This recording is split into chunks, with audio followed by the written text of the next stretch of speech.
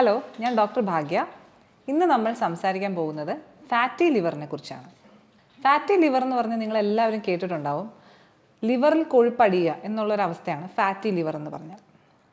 നിങ്ങൾ പലപ്പോഴും എന്തെങ്കിലും ആവശ്യത്തിന് വേണ്ടി വയറുവേദനയ്ക്കോ എന്തെങ്കിലും ആവശ്യത്തിന് വേണ്ടി വയറ് സ്കാൻ എടുക്കുമ്പോഴോ ഒക്കെ പലപ്പോഴും സ്കാനിങ് റിപ്പോർട്ടിൽ ഫാറ്റി ലിവർ ഉണ്ട് എന്ന് പറഞ്ഞ് പല രോഗികളും ഡോക്ടർമാരെ സമീപിക്കാറുണ്ട്. അല്ലെങ്കിൽ ചിലപ്പോൾ എന്തെങ്കിലും ആവശ്യത്തിന് വേണ്ടി മെഡിക്കൽ ചെക്കപ്പ് ചെയ്യുമ്പോൾ അവരുടെ ലിവർ ഫങ്ഷൻ ടെസ്റ്റ് ബ്ലഡിൽ ചെയ്യുമ്പോൾ ഒരു അബ്നോർമാലിറ്റി കാണുന്നു, അതിനുവേണ്ടി ലിവറിൻ്റെ സ്കാൻ എടുക്കുന്നു. അങ്ങനെയൊക്കെയാണ് പൊതുവെ എല്ലാവരും ഫാറ്റി ലിവർ ഐഡൻറ്റിഫൈ ചെയ്യാറ്. എന്താണ് ഈ ഫാറ്റി ലിവർ? പേര് കേൾക്കുമ്പോൾ തന്നെ നമുക്ക് മനസ്സിലാവും. ഫാറ്റ് ലിവറിൽ അടിയുക, അക്യുമുലേറ്റ് ചെയ്യുക. ഫാറ്റ് ലിവറിൻ്റെ കോശങ്ങളിലേക്ക് അടിയുന്നതിനെയാണ് ഫാറ്റി ലിവർ എന്ന് പറയുന്നത്. അപ്പോൾ എന്തുകൊണ്ടാണ് ഇത് ഇത്ര ഒരു ആരോഗ്യ പ്രശ്നമായിട്ട് വരുന്നത്? കൊഴുപ്പ് സാധാരണയായിട്ട് നമ്മുടെ ശരീരത്തിൽ പല സ്ഥലങ്ങളിലും അടിയാറുണ്ട്. നമ്മുടെ സ്കിന്നിൻ്റെ താഴെ അടിയാറുണ്ട്. നമുക്ക് അമിത വണ്ണം ഉണ്ടാകുന്നതിൻ്റെ ഒരു മേജർ കാരണം എന്ന് പറഞ്ഞാൽ കൊഴുപ്പ് അടിയുക എന്നുള്ളതാണ്.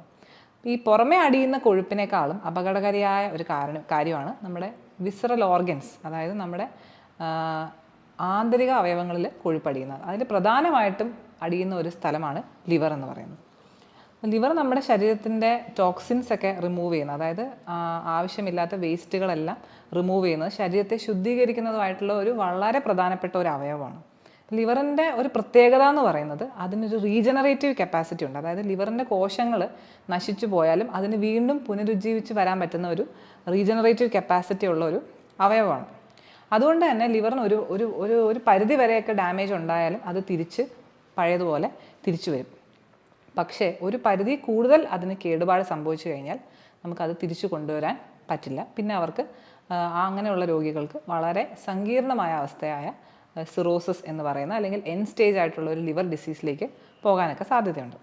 അപ്പോൾ ഫാറ്റി ലിവർ ഉണ്ടാകുമ്പോൾ ലിവറിൻ്റെ കോശങ്ങളിൽ കൊഴുപ്പടിഞ്ഞു കഴിയുമ്പോൾ ആദ്യത്തെ കുറച്ച് നാളൊക്കെ ലിവറിൻ്റെ കോശങ്ങൾ അങ്ങനെ റീജനറേറ്റ് ചെയ്യുകയും പിടിച്ചു നിൽക്കുകയൊക്കെ ചെയ്യും. അപ്പോൾ ആ സമയത്ത് രോഗിക്ക് യാതൊരുവിധ ലക്ഷണങ്ങളും ഉണ്ടാവില്ല. ആ സമയത്താണ് നമ്മൾ വെറുതെ വേറെ എന്തെങ്കിലും കാര്യത്തിന് സ്കാൻ എടുക്കുമ്പോഴോ ബ്ലഡ് ടെസ്റ്റ് ചെയ്യുമ്പോഴോ ഒക്കെ നമുക്ക് ഫാറ്റി ലിവർ കണ്ടുപിടിക്കുന്നത്. അത് ഫാറ്റി ലിവർ കൊണ്ടുള്ള ഒരു രോഗലക്ഷണങ്ങളും രോഗിക്ക് ഉണ്ടാകത്തില്ല. പക്ഷെ കുറച്ചും കൂടെ കഴിയുമ്പോൾ ലിവറിൻ്റെ കോശങ്ങളൊക്കെ പതിയെ പതിയെ നശിക്കാൻ തുടങ്ങുമ്പോൾ കോശങ്ങളുടെ അകത്തിരിക്കേണ്ട ചില എൻസൈംസ് ഒക്കെ ബ്ലഡിലേക്കൊക്കെ വരാൻ തുടങ്ങും. അപ്പോഴാണ് ആ രോഗിക്ക് ലിവർ ഫങ്ഷൻ ടെസ്റ്റുകളിലൊക്കെ അബ്നോർമാലിറ്റി ഉണ്ടാകുന്നത്. അതിൻ്റെ AST, ALT അങ്ങനെയുള്ള ചില ലിവർ ഫങ്ഷൻ ടെസ്റ്റിലുള്ള ബ്ലഡിലുള്ള ചേഞ്ചസ് തുടങ്ങും. പക്ഷെ അങ്ങനെയുള്ള സ്റ്റേജിൽ പോലും നമുക്ക് കംപ്ലീറ്റ് ആയിട്ട് ഇതിനെ റിവേഴ്സ് ചെയ്യാൻ പറ്റും. കാരണം ഈ ലിവറിൻ്റെ കുറേ കോശങ്ങളൊക്കെ നശിക്കുന്നുണ്ടെങ്കിൽ പോലും അതിനൊക്കെ തിരിച്ച് വളരാനുള്ള സാഹചര്യമുണ്ട്. അപ്പോഴും മിക്ക രോഗികൾക്കും ഇതിന് യാതൊരു ലക്ഷണവും ഉണ്ടാവില്ല. ലിവർ ഫങ്ഷൻ ടെസ്റ്റുകളിൽ ഈ AST, ALT കൂടിയിരിക്കും എന്ന് മാത്രമേ ഉള്ളൂ, വേറെ ഒരു ലക്ഷണങ്ങളും ഉണ്ടാവില്ല. പക്ഷേ ഇതൊക്കെ കുറേ കാലം, ഒരു വർഷങ്ങളോളം ഇങ്ങനെ ചികിത്സിക്കാതെ പോയി വരുമ്പോഴാണ് ലിവറിൻ്റെ ഒരുപാട് കോശങ്ങൾ നശിച്ച് പോയി കഴിയുമ്പോൾ അതിന് തിരിച്ച് റീജനറേറ്റ് ചെയ്യാനുള്ള കഴിവിനെ അതിനേക്കാൾ ഉപരിയായിട്ട് അതിന് കോശങ്ങൾ നശിച്ച് കഴിയുമ്പോൾ പിന്നെ അവിടെ ഫൈബ്രോസിസ് എന്ന് പറയുന്ന അവസ്ഥ ഉണ്ടാവും.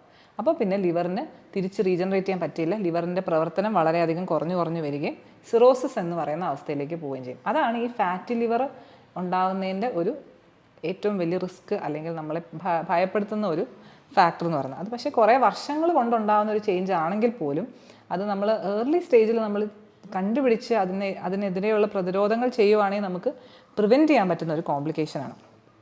ഇതല്ലാതെ തന്നെ ഈ ഫാറ്റി ലിവർ ഉള്ളവർക്ക് ഹാർട്ട് ഡിസീസ് ഉണ്ടാവാനും ഹാർട്ട് അറ്റാക്ക്, സ്ട്രോക്ക് ഒക്കെ ഉണ്ടാവാനുള്ള റിസ്ക്കുകളും വളരെ കൂടുതലാണ്. അപ്പോൾ പൊതുവെ ഫാറ്റി ലിവർ എന്ന് പറയുന്നത് ഒരു ലാഘവത്തോടുകൂടി കാണേണ്ട ഒരു കാര്യമല്ല. കാരണം അത് നമുക്ക് റിവേഴ്സ് ചെയ്യാൻ പറ്റുന്ന ഒരു കാര്യം തന്നെയാണ്. അപ്പം എന്തൊക്കെയാണ് ഫാറ്റി ലിവർ ഉണ്ടാവാനുള്ള കാരണങ്ങൾ? അപ്പം പ്രാഥമികമായിട്ട് നമ്മുടെ ഒരു സൊസൈറ്റിയിൽ നമ്മൾ പൊതുവെ കാണുന്നത് ഏറ്റവും കൂടുതൽ ലിവർ ഡിസീസ് കാണുന്നത് ആർക്കാണെന്ന് ചോദിച്ചാൽ മദ്യപാനികൾക്കാണ്. നമുക്ക് എപ്പോഴും കാണുമ്പോൾ തന്നെ മനസ്സിലാവും മദ്യപാനമാണ് ഈ ലിവർ ഡിസീസിൻ്റെ പ്രൈമറി കോസ് നമ്മുടെ സമൂഹത്തിൽ. അപ്പോൾ ഈ ഫാറ്റി ലിവറിൻ്റെയും പ്രൈമറി കോസ് മദ്യപാനം തന്നെയാണ്. ആൽക്കഹോൾ എന്ന് പറയുന്നത് ഒരു ലിവറിനുള്ളൊരു ടോക്സിനാണ്. അപ്പോൾ അതിൻ്റെ ആദ്യത്തെ സ്റ്റേജിൽ ലിവർ ആദ്യമേ തന്നെ ഫാറ്റി ആയിട്ടുള്ള ചേഞ്ചസ് ആണ് ലിവറിൽ ഉണ്ടാകുന്നത്. ഇപ്പോൾ ഫാറ്റി ലിവർ മദ്യപാനികൾക്ക് കോമൺ ആയിട്ട് കാണുന്നൊരു സാധനമാണ്. പക്ഷേ മദ്യപിക്കാത്ത ആൾക്കാർക്ക് തന്നെ വളരെ അധികം ഈയിടെയായിട്ട് ഇപ്പോഴത്തെ ഒരു നമ്മുടെ മാറിയ ഒരു ജീവിതശൈലിയിൽ നമ്മൾ കാണുന്നുണ്ട് മദ്യപിക്കാത്ത ആൾക്കാർക്ക്, അതുപോലെ തന്നെ പ്രത്യേകിച്ചും കൂടുതലായിട്ടും പെണ്ണുങ്ങൾക്കും ഒക്കെ ഫാറ്റി ലിവർ കാണുന്നുണ്ട്. അപ്പോൾ അതിൻ്റെ കാരണം മെയിനായിട്ടും നമ്മൾ അമിതവണ്ണം അല്ലെങ്കിൽ ഒബെസിറ്റി, അതായത് അമിതവണ്ണം അതിൻ്റെ ഒരു പ്രൈമറി കോസാണ്. നമ്മൾ ഫാറ്റി ലിവർ മദ്യപാനം ഇല്ലാത്തവർക്ക് വരുമ്പോൾ അതിനെ non alcoholic fatty liver disease എന്നാണ് പറയുന്നത്. അപ്പം മദ്യപിക്കാത്തവർക്ക് ഫാറ്റി ലിവർ വരുന്നതിൽ ഒരു 70% ആൾക്കാരും അമിതവണ്ണം ഉള്ളവരായിരിക്കും എന്നാണ് പഠനങ്ങൾ തെളിയിക്കുന്നത്. അപ്പം നമുക്ക് തന്നെ ആലോചിച്ചാൽ അറിയാം, നമ്മുടെ ശരീരത്തിൽ നമുക്ക് ആവശ്യമായിട്ടുള്ളതിനധികം നമ്മൾ എനർജി അല്ലെങ്കിൽ കാലോറീസ് നമ്മൾ ഉപയോഗിക്കുകയാണെങ്കിൽ, കാലോറീസ് അല്ലെങ്കിൽ എനർജി എന്ന് പറയുന്നത് നമ്മുടെ ഭക്ഷണത്തിൽ കൂടെ കിട്ടുന്നത് നമുക്ക് ഉപയോഗിക്കാൻ വേണ്ടിയുള്ളതാണ്. നമ്മൾ അത് അത്രയും ഉപയോഗിക്കുന്നില്ല എന്നുണ്ടെങ്കിൽ, അതായത് നമ്മൾ ഓടുകയും ചാടുകയും ഫിസിക്കൽ ആക്ടിവിറ്റിയോട് ഉപയോഗിക്കുന്നില്ല എന്നുണ്ടെങ്കിൽ, ആ എക്സസ് ആയിട്ട് വരുന്ന എനർജി നമ്മുടെ ബോഡി ഡെഫിനറ്റ് ആയിട്ടും ഫാറ്റായിട്ട് മാറ്റി അത് എവിടെയെങ്കിലുമൊക്കെ സേവ് ചെയ്ത് വെക്കും, ഒരു ഭാവിയിലേക്ക് ഉപയോഗിക്കാം എന്നുള്ള രീതിയിൽ. അപ്പം അങ്ങനെ ഫാറ്റായിട്ട് സേവ് ചെയ്ത് വെക്കുന്നത് പൊതുവെ എല്ലാവർക്കും അമിതവണ്ണം ഉണ്ടാക്കും. അതേ സംഭവം തന്നെയാണ് ഈ ലിവറിലും സ്റ്റോർ ചെയ്ത് വെക്കുന്നത്. അപ്പോൾ അമിതവണ്ണം ഉള്ളവർക്ക് ഉറപ്പായിട്ടും ഫാറ്റി ലിവർ ഉണ്ടാകാനുള്ള സാധ്യത വളരെ കൂടുതലാണ്. പക്ഷേ ഇതിൽ മനസ്സിലാക്കേണ്ട വേറൊരു വസ്തുത, ഈ എക്സസ് ആയിട്ട് കലോറി കൺസ്യൂം ചെയ്യുന്ന എല്ലാവർക്കും അമിതവണ്ണം ഉണ്ടാവണം നിർബന്ധമില്ല. കാരണം ഓരോരുത്തരുടെ ശരീരപ്രകൃതി വ്യത്യാസം ഉള്ളതുകൊണ്ട് ചിലർക്ക് ഈ ഫാറ്റ് എല്ലാം ചിലപ്പോൾ ഈ ആന്തരിക അവയവങ്ങളിൽ മാത്രമേ അടിഞ്ഞുകൂടാറുള്ളൂ. അപ്പോൾ അവർക്ക് പുറമേ ആയിട്ട് അമിതവണ്ണം ഉണ്ടാവണമെന്നില്ല. പുറമേ നോക്കിക്കഴിഞ്ഞാൽ അവർ മെലിഞ്ഞവരായിരിക്കും, അവർക്ക് ഒട്ടും എക്സസ് ആയിട്ടുള്ള വെയിറ്റ് ഉള്ള പോലെ നമുക്ക് കണ്ടാൽ തോന്നില്ല, പക്ഷേ അവർക്കും ഫാറ്റി ലിവർ വരാം. അപ്പോൾ ഒരു അമിതമായിട്ടുള്ള കലോറീസ് നമ്മൾ ഉപയോഗിക്കുന്ന ആൾക്കാർക്ക് എല്ലാവർക്കും അമിതവണ്ണം ഉണ്ടെങ്കിലും ഇല്ലെങ്കിലും ഫാറ്റി ലിവർ ഉണ്ടാകാനുള്ള സാധ്യത വളരെ കൂടുതലാണ്. ഇനി അല്ലാതെ ഒരു അമിതവണ്ണവും അതുപോലെ തന്നെ ഓവറായിട്ടുള്ള കാലറി കൺസംഷൻ ഇല്ലാത്തവർക്കും ഡയബറ്റിസ് ഉള്ളവർക്ക് ഫാറ്റി ലിവർ വരാം. ഷുഗർ ഉള്ള ആൾക്കാർക്ക്, കാരണം അവരുടെ ശരീരത്തിൻ്റെ മെറ്റബോളിസം വളരെ വ്യത്യാസമാണ്, സാധാരണ ആൾക്കാരെ പോലെയല്ല. അപ്പോൾ അമിതവണ്ണം ഇല്ലെങ്കിൽ പോലും ഒരു ഡയബറ്റിസ് ഉള്ള ഒരാൾക്ക് ഫാറ്റി ലിവർ ഉണ്ടാകാനുള്ള സാധ്യത വളരെ കൂടുതലാണ്. പിന്നെ ചില പ്രത്യേക മരുന്നുകൾ കഴിക്കുന്നവർക്ക്, സ്റ്റിറോയിഡ്സ് കഴിക്കുന്നവർക്ക്, അങ്ങനെയുള്ളവർക്കൊക്കെ ഫാറ്റി ലിവർ കാണാറുണ്ട്. പക്ഷേ പൊതുവെ നമ്മൾ നോക്കുവാണെങ്കിൽ ഏറ്റവും വലിയ 3 കാരണങ്ങളാണ്. 1 മദ്യപാനം, 2 അമിതവണ്ണം അല്ലെങ്കിൽ എക്സസ് ആയിട്ടുള്ള കലോറീസ് കഴിക്കുന്നത്, 3 ഡയബറ്റിസ്. അപ്പോൾ ഈ 3 കാരണങ്ങളാണ് പൊതുവെ ഫാറ്റി ലിവറിന് നമ്മൾ കാണാറുള്ളത്. ഇനി എങ്ങനെയാണ് നമ്മൾ ഫാറ്റി ലിവർ ചികിത്സിക്കുക? പല രോഗികളും ഇതുപോലെ എന്തെങ്കിലുമൊക്കെ ഫാറ്റി ലിവർ കണ്ടു എന്ന് പറഞ്ഞിട്ട് പേടിച്ച് വരുമ്പോഴേക്കും അതിന് എന്തെങ്കിലും ഒരു മരുന്ന് കൊടുത്ത് അത് എങ്ങനെയെങ്കിലും ഒന്ന് മാറ്റുക എന്നുള്ളതാണ് അവരുടെ ഏറ്റവും വലിയ ആവശ്യം. ഇതിനെ ഒന്ന് മരുന്ന് കൊടുത്ത് ഫാറ്റി ലിവർ ഇല്ലാതെയാക്കുക. അപ്പോൾ അവർക്ക് എങ്ങനെയെങ്കിലും മരുന്ന് കഴിക്കണം, അത് കഴിഞ്ഞ് സ്കാൻ എടുക്കണം, ഫാറ്റി ലിവർ ഇല്ലയെന്ന് കാണണം. അതാണ് എല്ലാവരുടെയും മനസ്സിൽ ഉണ്ടാകുന്ന ഒരു ആഗ്രഹം. അപ്പോൾ അത് കാരണം തന്നെയാണ് പലരും പല ഒറ്റമൂലികളുടെ പുറകെ പോകുന്നതും. ഏതെങ്കിലും ഒരു മരുന്ന്, ഒരു ഒറ്റമൂലി കഴിച്ചാൽ ഉടനെ ഫാറ്റി ലിവർ മാറും എന്നൊക്കെ പലരും പരസ്യം ചെയ്യാറുണ്ട്. അതിന് പിന്നിൽ പോയ ആൾക്കാർ ഒരുപാട് പൈസയും ആരോഗ്യമൊക്കെ കളയാറുണ്ട്. പക്ഷേ ഇതിൻ്റെ വസ്തുത എന്താണെന്ന് വെച്ചാൽ ഒറ്റ ഒരു മരുന്ന് കൊടുത്ത് മാത്രം നമുക്ക് അങ്ങനെ ഫാറ്റി ലിവർ മാറ്റാൻ പറ്റില്ല. കാരണം എന്താണെന്ന് വെച്ചാൽ നമുക്കറിയാം, നമ്മുടെ ശരീരത്തിൽ കൊഴുപ്പ് അടിയുക എന്ന് പറയുന്നത് പോലെ ഒരു കാര്യമാണ് ഫാറ്റ് ലിവറിൽ അടിയുക എന്ന് പറയുന്നത്. അപ്പം നമ്മൾ ശരീരത്തിൻ്റെ ഒരു ഭാഗത്ത് മാത്രം വണ്ണം കുറയ്ക്കാൻ പറഞ്ഞാൽ ആർക്കെങ്കിലും പറ്റുമോ? ഇപ്പം എൻ്റെ ഒരു ഇടത്തെ കൈയുടെ വണ്ണം മാത്രം കുറയ്ക്കാം, എന്തെങ്കിലും ഒരു മരുന്ന് തരുമോ എന്ന് ചോദിച്ചാൽ ആർക്കും അങ്ങനെ ചെയ്യാൻ പറ്റില്ല. കാരണം ശരീരം കൊഴുപ്പ് അടിയുക എന്ന് പറയുന്നത് ശരീരത്തിൽ ആസകലം ഉണ്ടാകുന്ന എല്ലാ ഭാഗത്തും ഒരേപോലെ ഉണ്ടാകുന്ന ഒരു പ്രോസസ്സാണ്. അതിനെ നമുക്ക് ഒരു സ്ഥലത്തെ മാത്രം ടാർഗറ്റ് ചെയ്ത് ഒരു ട്രീറ്റ്മെൻറ്റ് കൊടുക്കാൻ പറ്റില്ല. അപ്പോൾ ഫാറ്റി ലിവറിൻ്റെ ചികിത്സ എന്ന് പറഞ്ഞാൽ അത് മൊത്തത്തിൽ നമ്മുടെ ശരീരത്തിലെ കൊഴുപ്പ് അടിയുന്ന ആ ഒരു പ്രവണതയെ ഇല്ലാതാക്കാൻ എന്നുള്ള ഒരു ചികിത്സ മാത്രമേ അതിനുള്ളൂ. അപ്പോൾ അതിന് നമ്പർ 1 ആയിട്ട് ചെയ്യുക എന്നുള്ളത് എന്താണ്? നമ്മുടെ ആവശ്യത്തിനേക്കാളും കൂടുതലായിട്ട് നമ്മൾ ഉപയോഗിക്കുന്ന കാലോറീസ് നമ്മൾ ലിമിറ്റ് ചെയ്യുക. എന്നാലേ നമ്മുടെ ബോഡിയിൽ ഫാറ്റ് ഉണ്ടാവാതിരിക്കുകയുള്ളൂ. ആവശ്യമില്ലാത്ത കാലോറീസ് കൺസ്യൂം ചെയ്യുന്നു, അല്ലെങ്കിൽ ഭക്ഷണത്തിൽ കൂടെ നമ്മൾ അനാവശ്യമായിട്ട് നമ്മൾ എക്സസ് ആയിട്ട് എനർജി കൺസ്യൂം ചെയ്യുന്നതാണ് ഫാറ്റ് അടിയാനുള്ള മെയിൻ കാരണം. അപ്പോൾ അത് കാലോറി ലിമിറ്റ് ചെയ്താൽ മാത്രമേ നമുക്ക് ഈ പറഞ്ഞ ഫാറ്റ് അക്യുമുലേറ്റ് ചെയ്യുന്നത് അല്ലെങ്കിൽ ഫാറ്റ് അടിയുന്നത് പ്രിവെൻറ്റ് ചെയ്യാൻ പറ്റുള്ളൂ. അപ്പോൾ ഫാറ്റി ലിവറിൻ്റെ നമ്പർ 1 ചികിത്സ എന്ന് പറയുന്നത് നമ്മളുടെ ശരീരത്തിൻ്റെ ഈ ഫാറ്റ് കുറയ്ക്കുക എന്നുള്ളതിൻ്റെ നമ്പർ 1 ചികിത്സ എന്ന് പറയുന്നത് നമ്മുടെ ഡയറ്റും നമ്മുടെ ഫിസിക്കൽ ആക്ടിവിറ്റിയും, അതായത് നമ്മുടെ ജീവിതശൈലി കറക്റ്റ് ആക്കുക എന്നുള്ളതാണ്. എങ്ങനെയാണ് ജീവിതശൈലി കറക്റ്റ് ആക്കുന്നത്? ഒന്ന് നമ്മൾ പറഞ്ഞു ഡയറ്റ്. അപ്പോൾ ഡയറ്റിൻ്റെ അകത്ത് നമ്മൾ അഡീഷണൽ ആയിട്ട് എക്സസ് ആയിട്ട് കാലോറീസ് എടുക്കാതിരിക്കുക എന്നുള്ളതാണ്. അപ്പോൾ നമുക്ക് എങ്ങനെയാണ് ഈ കാലോറീസ് എടുക്കാതിരിക്കാൻ, നമുക്ക് അതിനുവേണ്ടി ഡയറ്റീഷ്യനെ കാണണോ, ഡോക്ടറെ കാണണോ, അങ്ങനെയൊക്കെയുള്ള സംശയങ്ങളുണ്ടാവും എല്ലാവർക്കും. അപ്പോൾ പ്രാക്ടിക്കലായിട്ട് ചെയ്യാൻ പറ്റുന്നതിന് നമുക്കൊരു ഡയറ്റീഷ്യൻ്റെയോ ഡോക്ടറുടെയോ ഒന്നും സഹായം ഇല്ലാതെ തന്നെ നമുക്ക് നമ്മുടെ കാലോറി ട്രാക്ക് ചെയ്യാൻ പറ്റും. അതിന് നമുക്ക് ഒരുപാട് ആപ്ലിക്കേഷൻസ് ഒക്കെ ഇപ്പോൾ അവൈലബിൾ ആണ്. നമ്മളുടെ ഓരോരുത്തരുടെയും ഏജ്, അതുപോലെ നമ്മുടെ ജെൻഡർ, നമ്മൾ മെയിലാണോ ഫീമെയിലാണോ, അതുപോലെ നമ്മൾ എന്തുമാത്രം ഫിസിക്കൽ ആക്ടിവിറ്റിയിൽ എൻഗേജ് ചെയ്യുന്നുണ്ട്. അപ്പോൾ ഈ 3 കാര്യങ്ങൾ വെച്ചിട്ട് നമുക്ക് ഒരു ദിവസം ആവശ്യമുള്ള കാലോറി എത്രയാണ്, നോർമലായിട്ടുള്ള ഒരാൾക്ക് എത്ര കാലോറീസാണ് ഒരു ദിവസം ആവശ്യം എന്നുള്ളത് നമുക്ക് അതിൽ നിന്ന് ആ ആപ്പ് വഴി നമുക്ക് കാൽക്കുലേറ്റ് ചെയ്തെടുക്കാൻ പറ്റും. നമുക്ക് തന്നെ ചെയ്യാവുന്നതേ ഉള്ളൂ.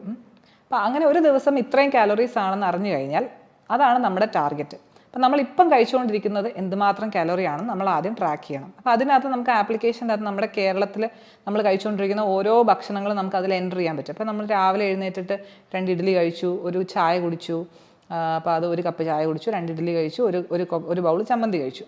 ഉച്ചയ്ക്ക് നമ്മൾ ഒരു ബൗൾ ചോറ് കഴിച്ചു, ഒരു പയർ കഴിച്ചു. അപ്പോൾ ഇന്ന സാധനങ്ങൾ കഴിക്കുമ്പോൾ അത് എത്ര കാലറീസ് ആണെന്നുള്ള ഓട്ടോമാറ്റിക്കലി അതിലേക്ക് നമുക്ക് എൻ്റർ ചെയ്യാൻ പറ്റും. അപ്പം അങ്ങനെ നമ്മളിപ്പോഴത്തെ നമ്മൾ എന്താണ് കഴിക്കുന്നത് അത് കറക്റ്റായിട്ട് ഒരു ദിവസം നമ്മൾ 1-2 ദിവസം നമ്മൾ ട്രാക്ക് ചെയ്ത് നോക്കിക്കഴിഞ്ഞാൽ നമ്മൾക്കറിയാൻ പറ്റും നമ്മൾ എടുക്കുന്ന ഈ കാലറീസ് നമുക്ക് ആവശ്യത്തിനുള്ളതിനേക്കാളും എന്തുമാത്രം കൂടുതലാണ് എന്നുള്ളത്.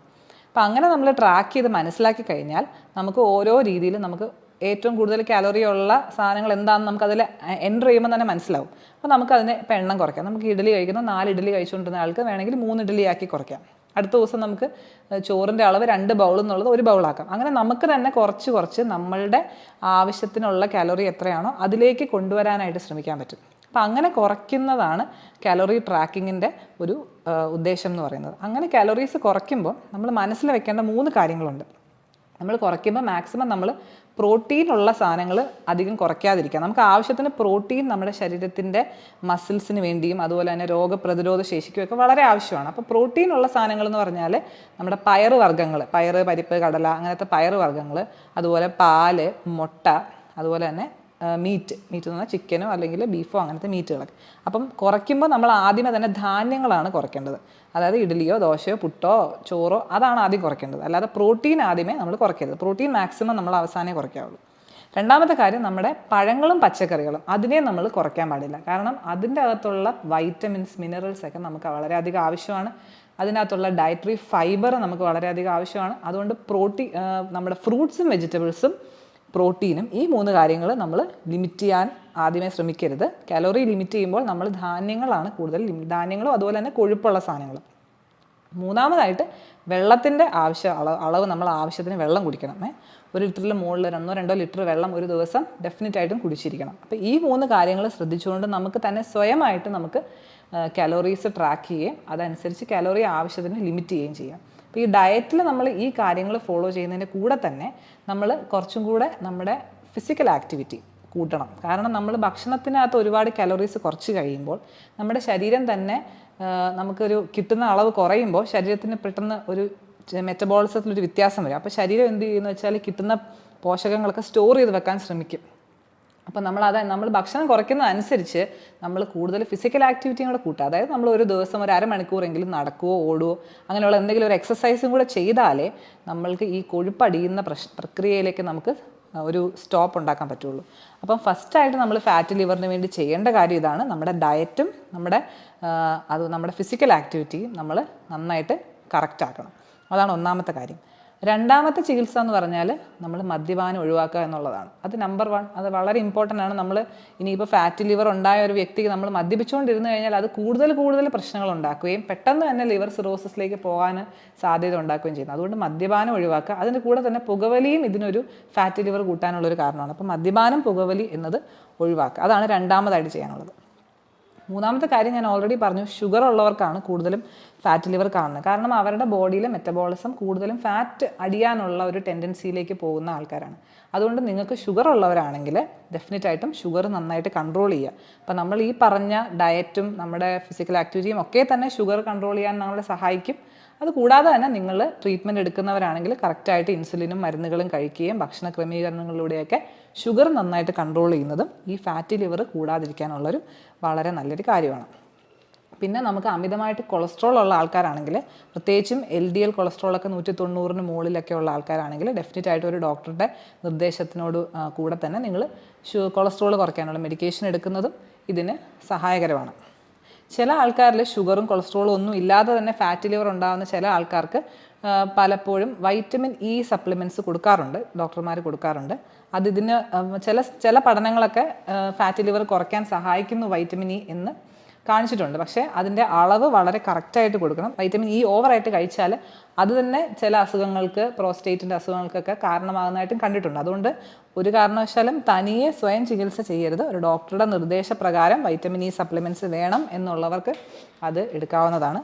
പക്ഷേ ഇതിൽ ഏറ്റവും ഇമ്പോർട്ടൻ്റ് ആയിട്ട് നിങ്ങൾ മനസ്സിലാക്കേണ്ടത് കൊഴുപ്പടിയുക എന്നുള്ളത് നമ്മുടെ ശരീരത്തിന് എക്സസ് ആയിട്ട് കാലറീസ് കൊടുക്കുമ്പോൾ അതിൻ്റെ ഒരു റെസ്പോൺസാണ്. അപ്പം നമ്മളുടെ ഡയറ്റും ലൈഫ് സ്റ്റൈലും മോഡിഫൈ ചെയ്താൽ മാത്രമേ നമുക്ക് ഈ ഒരു രോഗത്തിനെ കംപ്ലീറ്റ് ആയിട്ട് നിർത്താൻ പറ്റുള്ളൂ. അതങ്ങനെ നിർത്തിക്കഴിഞ്ഞാൽ നമുക്ക് ഭാവിയിലേക്ക് ഉള്ള നമ്മുടെ ലിവറിൻ്റെ ആരോഗ്യത്തിനെ നമുക്ക് വളരെയധികം ഹെൽപ്പ് ചെയ്യാൻ പറ്റും. അത് സിറോസിസോ അങ്ങനെയുള്ള സങ്കീർണതകളിലേക്ക് പോകുന്നതിന് മുമ്പ് തന്നെ നമുക്കതിനെ പിടിച്ചു കെട്ടാൻ പറ്റും. അപ്പോൾ ഈ പറഞ്ഞ കാര്യങ്ങൾ ചെയ്യുന്നതോടുകൂടി നമുക്ക് ഫാറ്റി ലിവർ നന്നായിട്ട് തടഞ്ഞു കഴിഞ്ഞാൽ അതിൻ്റെ കൂടുതൽ സങ്കീർണതകളായ ഫൈബ്രോസിസിലേക്കും സിറോസിസിലേക്കും പോകുന്നത് നമുക്ക് തടയാൻ പറ്റും. അതുകൊണ്ട് നിങ്ങളെല്ലാവരും ഏർലി സ്റ്റേജിൽ തന്നെ ഇതിനെ തിരിച്ചറിയുകയും അതിനെ പ്രതിരോധിക്കുകയും ചെയ്തു കഴിഞ്ഞാൽ നമ്മുടെ ലിവറിൻ്റെ ആരോഗ്യം നമുക്ക് സംരക്ഷിക്കാൻ പറ്റും. നന്ദി.